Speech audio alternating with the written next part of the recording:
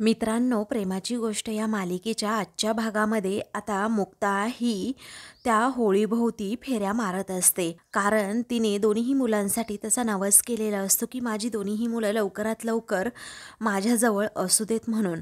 त्यावेळी लगेचच आता सावनी आणि सई या दोघीही तेथे येतात आणि मुक्ताकडे पाहतच राहतात. मुक्ताला पाहून जरा सावनीचा जळफळाट होत असतो, परंतु सई मात्र खुश होते.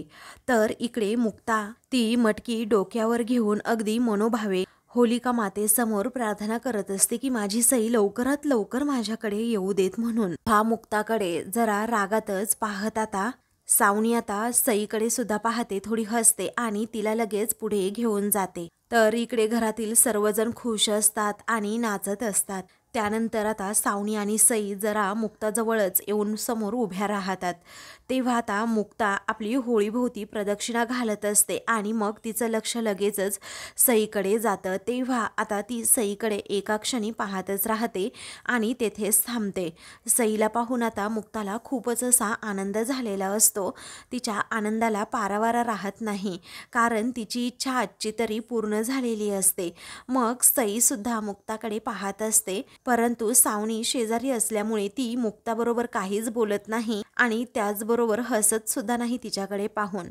आता मुक्ताला फक्त एवढंच हवं असतं की सई इथे यावी म्हणून, आणि तिचं ते स्वप्न आता फायनली पूर्ण झालेलं असतं आणि म्हणूनच ती आता होलिका माते भोवती प्रदक्षिणा मारू लागते. तर सावनी मात्र जळफळाट करतच सारखी सारखी मुक्ताकडे पाहत असते. मग त्यानंतर रागातच ती सईला विचारते, पाहिलं का तुझी मुक्ताई कशी नवीन नाटकं करते ते. घरातील सर्वांना आता मुक्ताचं खूप कौतुक वाटत असतं, त्यामुळे सर्वजण आता तिच्याकडे पाहत राहतात.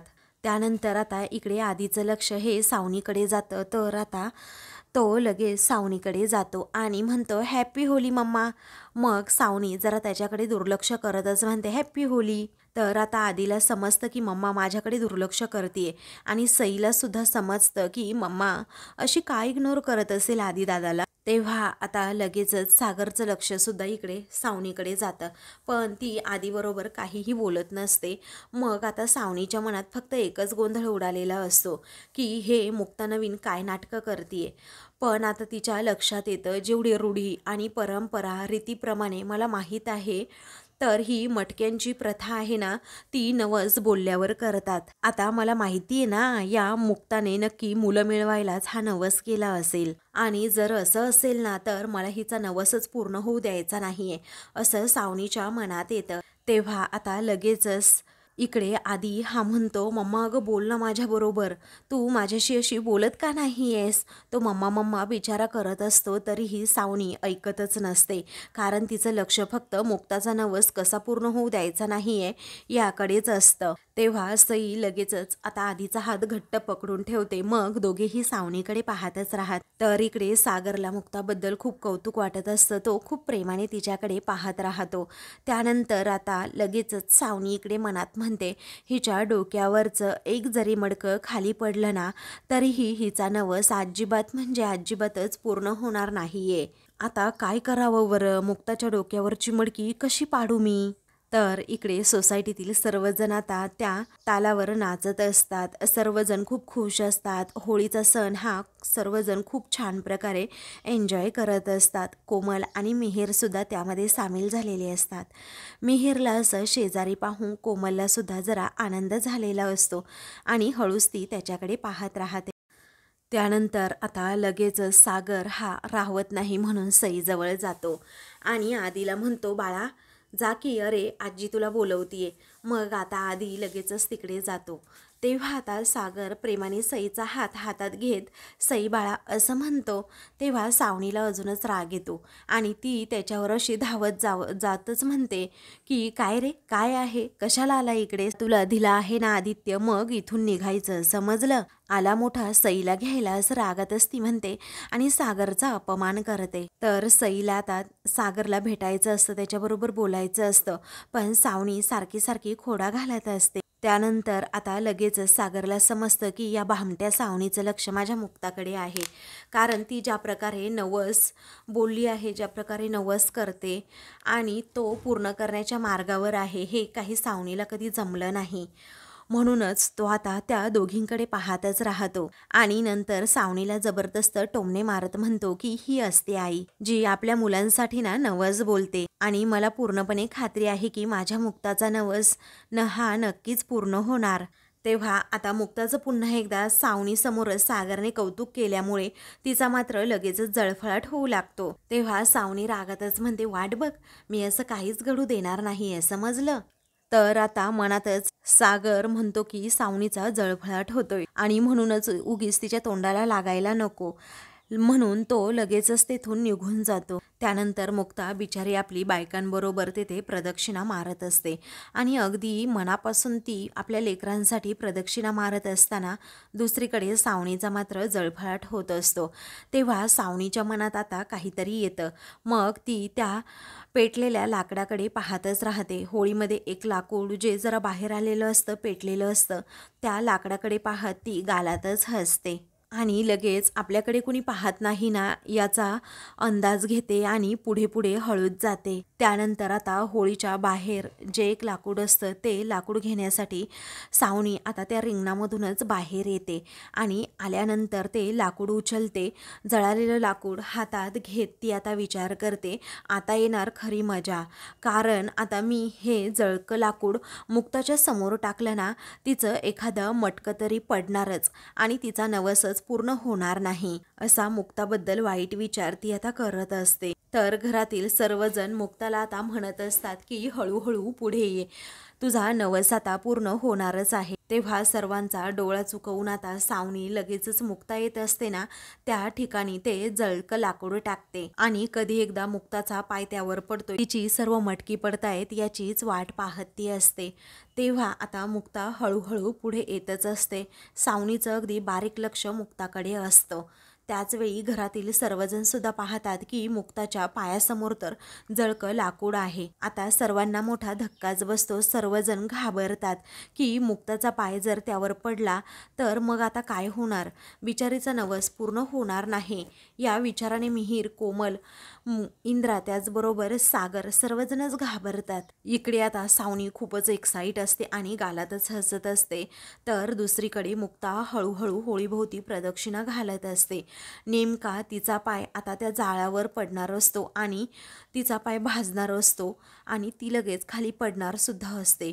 मुक्ता आता खाली पडत असताना लगेचच सागर तेथे मुक्ताच्या मदतीसाठी धावून येतो. तिच्या डोक्यावर जी मटकी असतात ना ती खाली पडणार असतात, तर सागर पटकन ती पकडतो, ती पडण्यापासून वाचवतो. तेव्हा सर्वांना आता जरा बरं वाटतं, कारण सर्वांच्याच मनात धाकधूक असते की मुक्ता आता की घेऊन पडते की काय.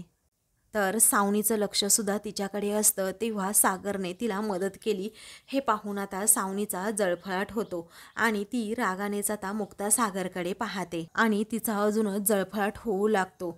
आता ती घरातील सगळ्यांकडे पाहते तर घरातील सर्वजण मुक्ताला ये पुढे, ये पुढे असं हळूहळू म्हणत असतात. ते पाहून आता सावनी अजूनच वैतागते, कारण घरातील सर्वजण मुक्ताच्या या आनंदामध्ये सहभागी झालेले असतात, त्याचबरोबर तिला सपोर्ट करत असतात. आता मुक्ताची ही शेवटची फेरी राहिलेली असते. तेव्हा सागर आता तिच्या मदतीसाठी पुढे पुढे येऊन तसंच मटकी धरत राहतो. ते पाहून सावनीला तर अजूनच राग येतो. मग त्यानंतर आता सर्व बायकांच्या प्रदक्षिणा पूर्ण होत असतात. सर्वजणी आपापला नवस पूर्ण करत आता त्या होळीमध्ये त्या मटक्या टाकत असतात. त्यानंतर आता घरातील सर्वजण खूप खुश होतात, कारण आता मुक्तासुद्धा होळीमध्ये ती मटकी टाकणार असते. तर सावनी गुपचूपच जाऊन आता सई शेजारी उभी राहते. तर आता इकडे मुक्ता जेव्हा ती होळीमध्ये मटकी टाकते ना तेव्हा सर्वजण टाळ्या वाजवतात, आनंद साजरा करत असतात की बिचाऱ्या मुक्ताचा नवससुद्धा पूर्ण झाला. मग आता त्या मटक्याचं एक खाप सावनीच्या पायाजवळ जाऊनच पडतं. तेव्हा ती आता रागानेच मुक्ताकडे पाहते. मग त्याचवेळी आता सावनी ही रागाने सर्वांकडे पाहत असते, तर सर्वजण मुक्तासाठी टाळ्या वाजवत असतात. मग इकडे मुक्ता आपला नवस पूर्ण करत लगेच होलिका मातेसमोर नमस्कार करत प्रार्थनासुद्धा करते की माझी दोन्हीही मुलं माझ्या जवळ असतील आयुष्यभर, असं मला आशीर्वाद हवाय. तर सई आता खूपच प्रेमाने मुक्ताकडे पाहत असते. त्यानंतर सावनी मनातच म्हणते की अरे यार, माझीच साडी खराब झाली असं म्हणून ती लगेचच तेथून जाते. इकडे आता घरातील सर्वजण मुक्ताकडे पाहत असतात, कारण मुक्ताला सईशिवाय राहवत नाही हे त्यांना माहीत असतं.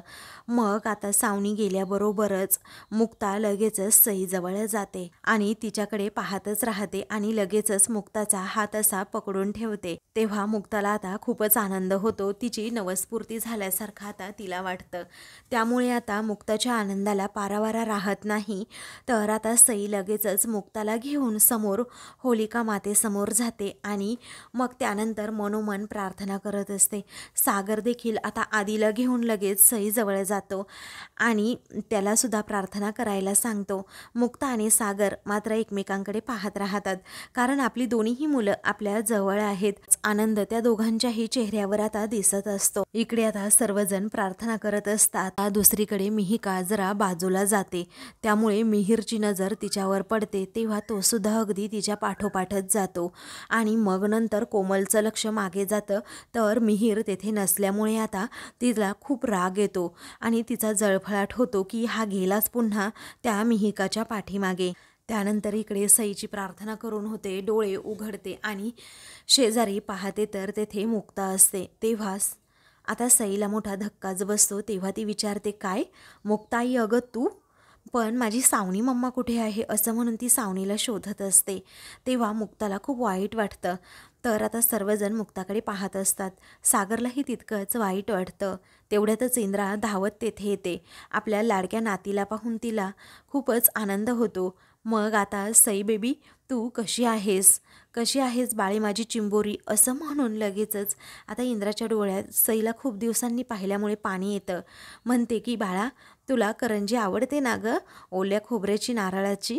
म्हणून मी तुझ्यासाठी बनवली आहे, घे ना बाळा, खा ना अगं एक करंजी. तेव्हा आता लगेचच सई म्हणते की नको, मला मला नको आहे ती करंजी. आता हे सर्व सईचं बोलणं ऐकून सर्वांना मोठा धक्काच बसतो. तर सर्वजण एकमेकांकडे पाहत राहतात की सई अशी का वागते कळतच नाही. मग आता इंद्राला खूप रडू येतं, कारण आपल्या नातीसाठी आपण एवढी करंजी केली आणि तरीही तिने ती खाल्ली नाही असा भ्रम आता तिचा होतो. तर आता इकडे लगेचच मिहिका घरी येते. तेव्हा तिला समजतं मिहिर माझ्या पाठोपाठ आलाय. मग आता ती लगेचच त्याला विचारते, मिहिर तू का माझ्या पाठीमागे आलास? मग आता मिहिर तिला इमोशनल होत विचारतो, मग कुठे जाऊ ग मी? कुठे जाऊ, कुठे मी? तेव्हा मिहिका म्हणते की अरे जा की कोमलकडे तू. तेव्हा तो काहीच बोलत नाही, एकदम गप्प बसतो. तेव्हा आता तो म्हणतो, मिहिका हे बघ, मला तुझ्याबद्दल असं म्हणून तो पुढे बोलणार असतो. त्यावेळी आता ती म्हणते, नको, मला कोणतीही सहानुभूती नको आहे, नवी मैत्रीसुद्धा नको आहे, कोणतंही आकर्षणसुद्धा नको आहे. मग मिहिर म्हणतो की मला तुझी मदत करायची आहे. तेव्हा मिहिका म्हणते, प्लीज कुठल्याही कारणासाठी नको ना येऊ. आता इथून पुढे मला तुझी सहानुभूती नको आणि दयासुद्धा नको. आता राहून गेलेले हिशोब, त्याचबरोबर आपली असणारी मैत्री आणि ते जुनं आकर्षण, त्याचबरोबर जुन्या आठवणी, अगदी कुठल्याही कारणासाठी येऊ नकोस, मी तुला दुसऱ्यांदा सांगते. कारण तुझ्या येण्याकडे ना लोक वेगळ्या नजरेने बघतात. तुला कसं कळत नाही मिहिर, असं म्हणून ती त्याला जायला सांगते. पण मिहिरला अजिबातच राहवत नाही. तेव्हा तो अगदी इमोशनल होतो आणि मिहिका जवळ जातो. मग आता तो लगेच तिला म्हणतो की मला अजिबात जगाची पर्वा नाही. मिहिका त्याच्याकडे पाहत म्हणते, पण तुझी बायको, आता तिचीही पर्वा नाही आहे का तुला? अरे मिहिर, तुझं लग्न झालंय आता आणि आपल्यामध्ये आता इथून पुढे कोणतंही नातं नसणार नाही. आता हे ऐकताना मात्र मिहिरच्या काळजाचा ठोका चुकतो आणि हे जे काही तू वागतोस ना मिहिर, त्यामुळे कोमलला आपल्याबद्दल खूप संशय येतो. अरे अरे मी तुझ्यासमोर हात जोडते, पण स्वतःच्या हाताने आता तू संसार मोडू नकोस. तेव्हा तिने आता हात जोडलेले असतात. ते पाहून मिहिर तिचा हात हातात घेण्याचा प्रयत्न करतो. मिहिका पटकनच बाजूला होते. मग आता मिहिका रडत असते आणि म्हणते, मला सगळं कळतंय रे मिहिर, पण मला ना तुझी काळजी वाटते खरंच. मग मिहिर म्हणतो, आणि मला तुझी काळजी वाटते मिहिका, मला नाही फरक पडत मिहिका कुणाला काय वाटतं ते. ते माझ्यासाठी अजिबात महत्वाचं नाही अगं. अगं सध्या तुला बरं वाटावं ना एवढंच गरजेचं आहे आणि त्यासाठी तुला माझी गरज आहे मिहिका. मग आता मिहिका त्याचा हात झिडकारत म्हणते, नाहीये मला तुझी गरज मिहीर. तेव्हा तो म्हणतो, माझं ऐकून घे ना अगं मिहिका, प्लीज प्लीज.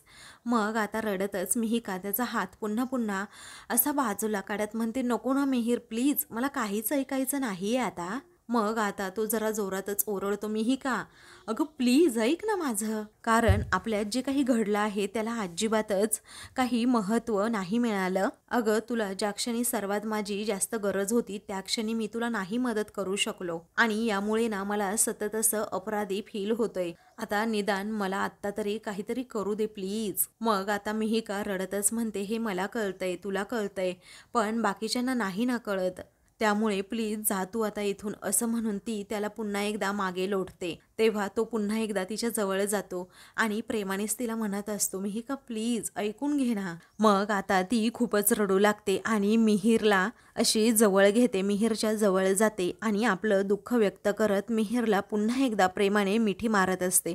मिहीर सुद्धा तेवढ्याच प्रेमाने आता तिला जवळ घेत असतो. दोघेही एकमेकांचं दुःख शेअर करत खूप रडत असतात. ते दोघेही खूप इमोशनल झालेले असतात. लगेचच कोमल आता तेथे येते आणि त्या दोघांना असं एकत्र मिठीत पाहून जोरात टाळ्या वाजवते. तेव्हा मिहीर आणि मिहिका हे दोघेही खूपच आता कोमलला आलेलं तेथे पाहून खूप घाबरतात. तेव्हा आता लगेचच कोमल ही म्हणते की काय ग, काही लोकांच्या डोळ्यात कसं हुकमी पाणी येतं ना आणि मग सगळं काही अगदी सोपं होऊन जातं. काय ग मिहिका, अगोदर तर पैसे हवे होते का आणि आता काय हवंय, तर तुला प्रेम हवंय आणि परत पैसे हवे असले की काय करणार आहेस तू, मग काय नवीन माणूस शोधणार आहे का, असे घाणेरडे आरोप कोमल मिहिकावर करते. मग आता मिहीर लगेचच कोमलचा हात पकडतो आणि तिला म्हणतो, गप्प बस हा, पुन्हा सुरू करू नकोस तू काही पण ड्रामा आणि मिहिकाला काही बोलू नको, तिची सिच्युएशन पहा ना अगोदर. मग त्यावेळी आता कोमल रागातच म्हणते, अरे तोच तर प्रॉब्लेम आहे ना, तुम्ही दोघं तर काही थांबत नाही, मग मी असं का थांबायचं आणि काय ग ये, असं म्हणून ती मिहिकाचा हातच आता जोरात पकडते आणि तिला बाजूला ढकलते. तेव्हा ते मिहीरला पाहवत नाही. तेव्हा तो आता म्हणतो, कोमल जरा शांत राहा, समजलं.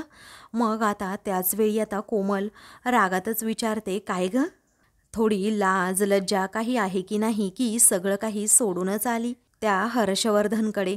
तेव्हा मिहिकाला खूप वाईट वाटतं, बिचारी रडू लागते. मग आता मिहीर विचारतो, काय ग कोमल तू काय बोलतेस, तुला कळतं का. मग आता कोमल मिहिकाला जणू धमकीच देते आणि म्हणते, तुला शेवटचं सांगते हा, आमच्यामध्ये यायचा अजिबात प्रयत्न करायचा नाही, नाहीतर माझ्या एवढी वाईट कोणीही नसेल, समजलं. माझ्या दिसण्यावर अजिबात जायचं नाही, समजलं. मी कोळ्यांची मुलगी आहे, तुला कळतं की नाही. जे माझं नाही ना त्याच्याकडे मी डुंकूनही बघत नाही कधी, पण जे माझं आहे ना ते तर मी कधीच सोडत नाही, असं म्हणून ती मिहीरकडे पाहते. चुटकी वाजवतच कोमल आता तिला जणू धमकीच देत पुन्हा एकदा म्हणते की तुला जे काही प्रेम करायचं होतं ना ऑलरेडी ते आता करून झालंय आणि आता तो माझा नवरा आहे, त्यामुळे लांबच राहायचं त्याच्यापासनं, तुला कळलं का, असं म्हणून ती आता रागातच मिहिकाला विचारते. तर मिहिका रडत असते. तेव्हा तो कोमलचा हात लगेच खाली घेऊन तिला विचारतो, कोमल तुला काही कळतं की नाही, तू काय बोलतेस, काय बडबडतेस, तुझं काय डोकं फिरलंय का, असं म्हणून तो भडकतो. अगं तिचा काहीही दोष नाहीये, समजलं. अगं मिहिका माझ्याजवळ आली नव्हती, मी तिच्याकडे गेलो होतो काहीतरी बोलायला, समजलं, आणि तू असं घाणेरड्या भाषेत का बोलतीयस तिच्याशी. मग आता कोमल रागात म्हणते, काय भारी आहे ना, अरे हिला काही बोललं तर बरोबर तुला लगेच मिरच्या झोंबतात, पुढं हिच्यावर रागवलं तर तुला बरोबरच आग लागते मिहीर. तेव्हा आता मिहिकाला हे बोलणंच कोमलचं ऐकवत नाही. मग आता ती त्या दोघांनाही विचारते, काय रे काय आहे तुमच्यात नक्की, काय आहे बोला ना आता दोघेही. म्हणतात ना जिथे आग असते ना तिथे बरोबर धूर सुद्धा दिसतो. तेव्हा कोमल असं म्हणून रागातच मिहीर तिच्यावर हात उगारतो, पण तो आता मारत नाही. ते पाहून आता मिहिकालाच खूप मोठा धक्का बसतो. तेव्हा आता मिहीर हा खूप चिडलेला असतो. तर कोमल आता पाया आपटतच तेथून जाते, कारण त्याने त्याच्या पहिल्या प्रेमासाठी आता तिच्यावर हात उचललेला असतो. तेव्हा मिहिकासुद्धा खूप रडत असते. तर आता काही वेळानंतर मिहीरसुद्धा लगेचच बाहेर जातो. बिचारी मिहिका आता रडतच बसते. तर इकडे आता सावनी आपली साडी स्वच्छ करून बाहेर येते. मग तेथे आल्यानंतर ती सईला मुक्ताजवळ पाहते. तेव्हा सई चल आपल्याला निघायचे असं म्हणून ती सईला जरा पुढे घेऊन येते आणि मग नंतर थोडीशी थपकत पुन्हा एकदा म्हणते, सई बेबी थांब हा बेटा, मी 2 मिनिटात आले असं म्हणून ती मुक्ता सागरजवळ जाते आणि त्या दोघांना लगेचच रागातच म्हणते, अरे वाव, सईसाठी तरसणारी ही कोळी फॅमिली आणि ही परिस्थिती ना या तुमच्या लाडक्या मुक्तामुळे आल्याचं आता इंद्राला आता सावनी सांगते. कारण सईला मुक्ताने कसं अलगत माझ्या ओंजळीत टाकले आणि आता सईला तुमच्या कुणाचंच तोंड सुद्धा बघायचं नाहीये आणि तुमच्या हातचं अजिबात खायचं सुद्धा नाही आहे असं म्हणून सर्वांचा ती अपमान करते. त्यानंतर ती लगेचच आता इंद्राला विचारते, काय माय डिअर एक्स सासूबाई, अहो माझ्या सईला तर तुमच्याबरोबर होळीसुद्धा साजरी करायची नव्हती, पण मीच तिला म्हटलं my dear baby let's go असं म्हणून आता सावनी सर्वांना उगीच चिथवू लागते. तर आता सईला खूपच वाईट वाटतं. मग त्यानंतर सावनी रागातच म्हणते, मला मुद्दामच तिला इथे आणायचं होतं तुम्हा सर्वांना दाखवून देण्यासाठी की आता सई फक्त आणि फक्त माझी आहे. आज आम्ही होळी साजरी केली, उद्या आम्ही रंगपंचमी सुद्धा साजरी करू, ते पण अगदी तुमच्याशिवाय, कारण तुम्हाला मी तिच्या आसपास सुद्धा अगदी भटकू देणार नाही. त्यानंतर ती आता सर्वांना बाय असं म्हणते. मोठ्या स्टाईलमध्ये सावनीने असं केल्यामुळे सर्वांना आता तिचा राग आलेला असतो. मुक्ता बिचारी डोळ्यात पाणी आणून आपल्या सई लेकराकडे पाहत असते, पण आता त्याचा काहीही उपयोग नसतो, कारण आता मीच सईची कस्टडी सावनीकडे दिली म्हटल्यानंतर काय करणार असं मुक्ताच्या मनात येत असतं. तर इंद्राला आता असं वाटत असतं की कोयत्याला धार लावलीच आहे, या सावनीला अशी उभी चिरावी की काय. तेव्हा सावनी आता मोठ्या तोऱ्यातच सईजवळ जाते आणि तेथे गेल्यानंतर लेट्स गो बेबी असं म्हणते. आता सई गेल्यानंतर सर्वजण बिचारे रडत असतात, कारण सई एक शब्द सुद्धा कुणाबरोबर बोललेली नसते. त्यानंतर आता मुक्ता होळीकडे पाहत असते. तेव्हा काय बघताय मुक्ता असं सागर आता विचारतो. तेव्हा मुक्ता म्हणते, काही नाही, विजलेली ओळी बघतीये, कारण मगाशी काय पेटली होती ना आणि तिच्या ज्वाला अक्षरशः आकाशाला भिडत होत्या आणि आता कसं झालंय बघा ना, ती विझून गेली अगदी माझ्यासारखी. कारण मगाशी माझी सई जेव्हा होती ना तेव्हा माझा चेहरा कसा खुल्ला होता, मी किती खुश होते. माझी सई आता गेली तर ही होळीसुद्धा विझून गेली, तिच्यातल्या ज्वालासुद्धा आता नाहीशा झाल्या. तशाच माझ्यातले आता उमेदसुद्धा नाहीशी झाली आहे. मला काय करावं कळत नाही. माझी सई कधी माझ्याकडे येणार हा प्रश्न तिच्या मनात असतो आणि आपलं मन ती सागरसमोर मोकळं करते. मुक्ताचं हे बोलणं ऐकून घरातील सर्वजण इमोशनल झालेले असतात. सर्वांनाच तिच्याबद्दल वाईट वाटत असतं, सर्वजण रडत असतात. आणि मग पुढे आता मुक्ता म्हणते, तुम्हा सर्वांच्या डोळ्यात दिसतंय मला त्या होळीचं विझले पण, कारण सावनी शेवटी घेऊन गेलीच आपल्या सईला इथून. मग आता सईच्या जाण्याने सर्वजण खूप म्हणजे खूप इमोशनल होतात आणि एकमेकांकडे पाहत असतात. तर आता मित्रांनो, पुढील भागामध्ये रंगपंचमी असते. तेव्हा आता धनगराच्या वेशातच सागर आता ते पंचमी खेळण्यासाठी आलेला असतो. तर मुक्ता सुद्धा आता गोदाच्या वेशात तेथे असते आणि मग नंतर गोदा आता लगेचच सागरला रंग लावते आणि त्या सावनीला अजिबात मी माझ्या सईच्या अशी आयुष्याची होळी करू देणार नाही, त्या सावनीकडे मी बघणारच आहे, आता मी तिला अजिबात सोडणार नाही असं ती म्हणत असते. माझ्या सईच्या केसाला सुद्धा मी धक्का लावू देणार नाही असं जेव्हा आता मुक्ता म्हणते ना, तेव्हा सागर आता समोर पाहतो तर मुक्ताचा विग आता निघालेला असतो. तेव्हा आता तिचे केस पूर्णपणे दिसत असतात. तेव्हा आता सागर म्हणतो, अहो सईच्या केसांचं सोडा, सावणीचंही सोडा, पण तुमचे केस आता पहा दिसतायत सर्वांना, म्हणजे तुमचा विग निघालेला आहे. मग आता तेवढ्यातच सई तेथे येते आणि मुक्ताई असं म्हणते. तर आता मुक्ता खूपच घाबरते आणि सागर देखील. अशाच मालिकेंचे पुढील भाग पाहण्यासाठी चॅनलला सबस्क्राईब करा.